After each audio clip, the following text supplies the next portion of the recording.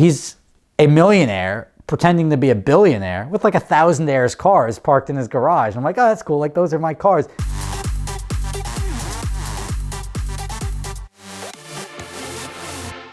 So being in the exotic car rental industry for so long, I mean, you come across celebrities. The more famous the celebrity, the less likely they are to rent a flashy car. Now, Will Smith, Tommy Lee Jones, perfect example. They were renting for when they were filming in New York for Men in Black. They took Range Rovers, just something comfortable to get around. Katy Perry took a car for a couple of months in the Hamptons. What did she take?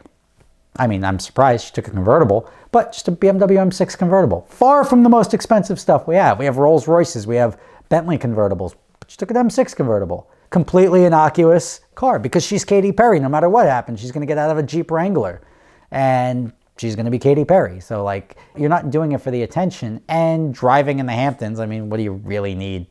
The only time like exotics went to celebrities, and if you call them celebrities, Senator Ted Kennedy at the time, his wife got him a Aston Martin Vanquish as a gift for a weekend.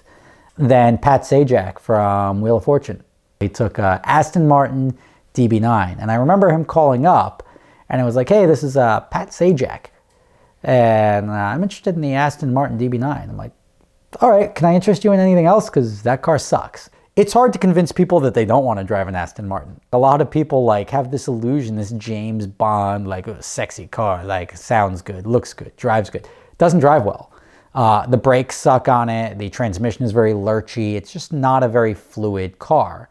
And he was interested in buying one. So I'm glad I rented. I'm like, look, he took the train. I'm very like normal guy. Took the train up from DC. We picked him up in Newark at the train station, brought him over. He took the car, took a photo, kept it for a couple of days, and we're like, hey, you're right. I'm not going to buy one. I don't like it so much. I'm like, I could have saved you the money. And I even said this on my conversation. I'm like, look, I could save you the money and tell you not to do it because it's not ultimately a great car. But like, I'm all for you. I get one of the smartest things to do with an exotic car rental is preview your car before you're interested in buying it. Because everybody falls in love with a car when you go to a dealership and you take it for a test drive around the block and you hear the exhaust open up and you're, it was really cool. But when you get it home and you live with it for a weekend or a week, or like, you're like, oh, you know what? This isn't as good as I initially thought it was.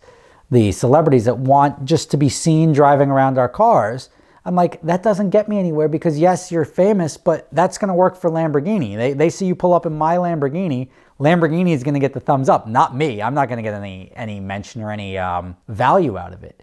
I don't see the benefit in giving them out. Like the Kardashians, they always wanted, oh, can you give us a car for this guy, this guy, this guy? And it just never came to fruition because I'm like, look, you got to give me something. Like I'll give them to you at a discount in exchange for the value that I'm getting for you putting my name in the credits of your thing. Giving me a photo to put up on my Instagram doesn't get me very far. I don't really need it. I'm better off just renting the car out for the same period of time. Because then they're like, oh, okay, if you give me the one car for Chloe or whoever was asking for a car at the time, or whoever they were asking on their behalf, then we also need one for this person and this person. I'm like, I'm not giving you 3 cars. Like, I've given you this. And there's always a company willing to do it. It's just not me. The celebrity can afford to pay. Like this guy just made $25 million doing his last movie. My favorite celebrity story is Will Smith. I was working at a golf course when I was younger. Probably, this is before like there were cell phones, but no camera phones. Like I would never take a photo on the camera. And we got a call up. I was working at Rivervale Country Club by my house. And a hotel called, this is when he was filming for Bagger Vance. Hey, Will Smith looking to come on and play as a single today? Like, Will Smith is probably one of the most recognizable celebrities out there. I'm like, that's Will Smith. Like, he's a single. There's nobody to play. It's a Tuesday morning or something like that at like 10 in the morning. I'm like, I'll go play with him. Like, can I go? Like, I was a good golfer at the time. I'm like, can I go, can you cover the shift? And they're like, essentially, no. And I was like this close to like quitting my job to just have the story of going and playing around with Will Smith. I'll remember that like he was just sitting over at the thing. He goes and gets like a bagel from the snack shop. And I clearly, like, you're not going to pretend like you don't know Will Smith. But I gave him his space. I let him do his thing. He went out. He got paired up with some random guy, and that random guy probably still talks about it. But he came back in, and I called my mom while I was out playing golf. I'm like, you got to get me a camera or something like that. So she goes and gets me one of those like little disposable Kodaks. And I took a photo, which I still have to this day, of like, and my dad like has it in his warehouse, like he's got a furniture store in Hackensack, and he's still got the photo of me like with Will Smith with my like oversized shirt and the hat that doesn't fit. I look like I'm younger than I am now, and just sitting there with this like faded photo, because my dad's been like, that's like my greatest achievement in life, is to have taken a photo with Will Smith and carry his golf bags to his car.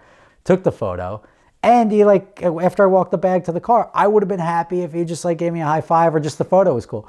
Gave me some cash, put it in my pocket, get over, like, and then obviously he disappears. Go look, gave me $300. And I was like, that's like the greatest thing ever. And like, of all the impressions that you can leave, to him it was nothing. Like, it was $300, maybe because I left him alone, maybe because like we weren't swooning over him, but like I still remember to this day, I was like, wow, I got $300 for Will Smith from walking his golf bag to the car, which was literally 25 feet. With the economies of scale, him giving me $300 is like me throwing somebody a 10 spot.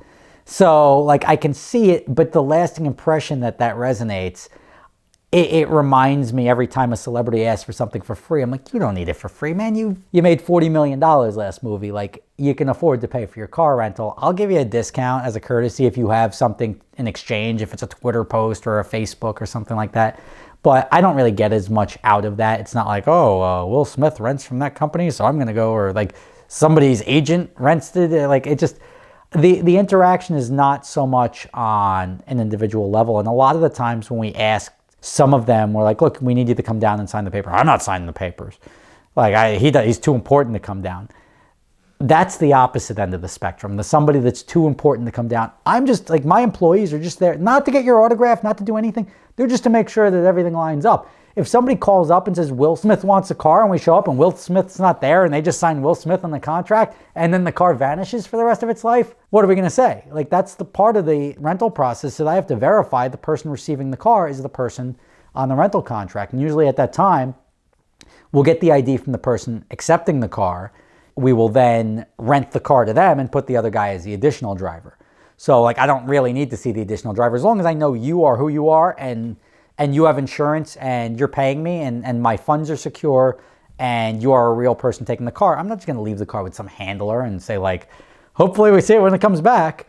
So we've learned our lesson. But a lot of the rentals that we do are movies. So we get a lot of movie rentals because, and my cars have been all over in the movies. And I can even use like private individuals' cars in movies, because movies, fully insured, and they're not driving the cars.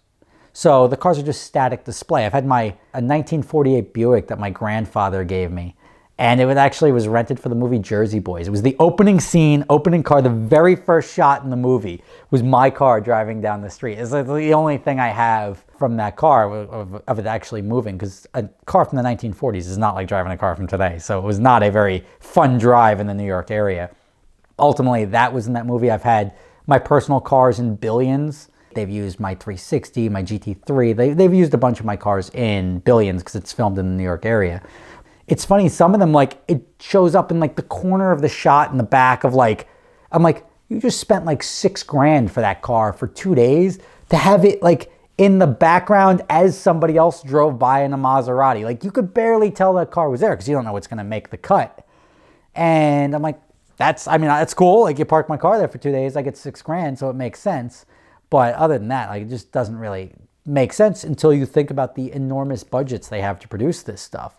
But I laughed, especially with the Damian Lewis thing, that he's a millionaire pretending to be a billionaire with like 1,000 Airs cars parked in his garage. I'm like, oh, that's cool. Like, those are my cars. Like, he filled his garage in his house, and you got my 360 Spider, my GT3, and it's not a long shot. They rented a house, which was probably $250,000 a day to rent. So they rent these enormous mansions, but they're taking this dude's cars and they're just throwing them in the background of the shot. So I found that as pretty cool. Being on the set of a movie or a TV show is possibly one of the most boring things you'll ever. I mean, we're not talking Michael Bay Transformers where they're blowing stuff up. We're talking being on the set of a show where it's just rigging equipment moving back and forth, and like one shot 55 times where they do the same. It's good to see you again. Cut. It's good to see you again. All right, back to your play. Like, it's just like you're watching this filmed from multiple angles. It's boring as anything. And they'll always get the car on set. We need the car at 8 in the morning. You get it at 8 in the morning. They don't use it till 6 o'clock at night. They use it for 15 minutes. Like, all right, cool, we're good.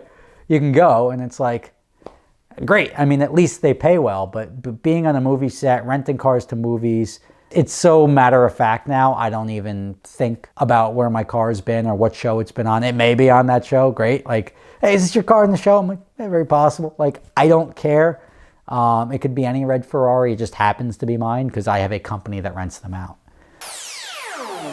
At Dollar Shave Club, you're always in control. Simply choose the delivery dates and frequency that suits your schedule so you don't run out. Get a shave, shower, or oral care starter set for just $5 at dollarshaveclub.com.